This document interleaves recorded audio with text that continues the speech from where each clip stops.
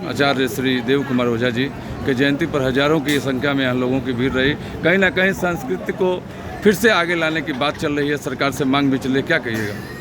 देखिए, सबसे बड़ी बात है कि आज जो समारोह है, उनकी जयंती है, जी जी, उसे शिक्षा लेने की बात है जी, संस्कृत मान उद्भट विद्वान जी, 3 विषय के आचार्य, और साथ में उनकी एक खूबी थी कि अपनी मातृभाषा भोजपुरी के वो बहुत माने कहीं भी अपने भोजपुरी भाषा में ही बात करते थे जी, जी, अपने जी, लोगों से जी, और उनका एक प्रेम शब्द सदा रे करके जो बुलाते थे, रे में जो उनका प्रेम मिठास जो था। रस था जी। किसी भी आदमी को, जी। जैसे हम लोगों को भी बुलाते रहे मुंशी से क्या हाँ। कर बड़े अरे तो से भेंट नहीं थे। हाँ।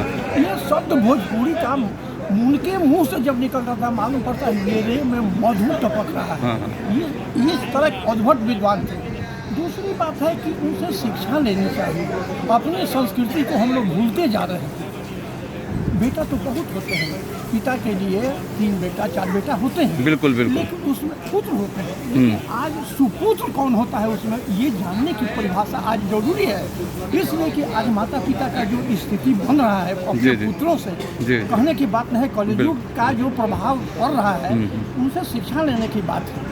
और सारे समाज में प्रेम भाव से सबसे मिल करके वो जीवंत आदमी थी।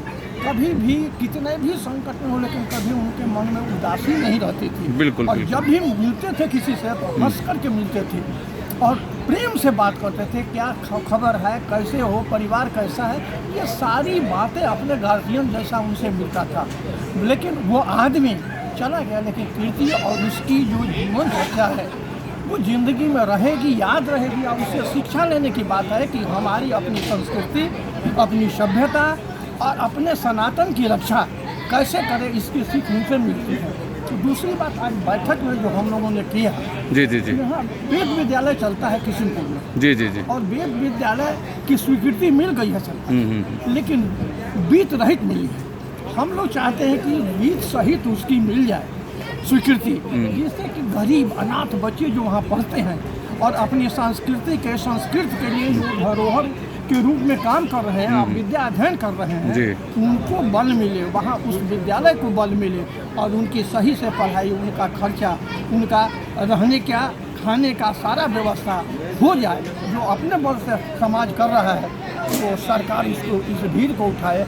आज इस महती सभा में उनके जयंती पर ये बात सबों ने स्वीकार किया। सब लोग वहाँ मदद करने के लिए भी, इस काम के लिए, इस मदद के लिए, बच्चों की पढ़ाई के लिए सब लोग तत्पर हैं और एक आश्वासन दिए हैं। और आज भी जो विद्यालय चलता है सभी लोगों के सहयोग से चलता है, सभी लोगों की सेवा से चलता है और आर्थिक मदद से चलता है। आज इनके जनशक्ति पर ये शिक्षा मिलता है कि भाई दूसरे के लिए, चाहे किसी धर्म का, किसी जाति का, कोई भी गरीब हो, कोई भी विद्यार्थी हो, उसकी सही मदद होनी चाहिए। अगर कोई भी रोगी हो उसका सही मदद होना चाहिए। शिक्षा उनसे मिलता है, यही उनकी बहुत बड़ी खूबी है। धन्यवाद सर कि आपने अपने कीमती समय, क्या नाम है सर? मुंशी तिवारी।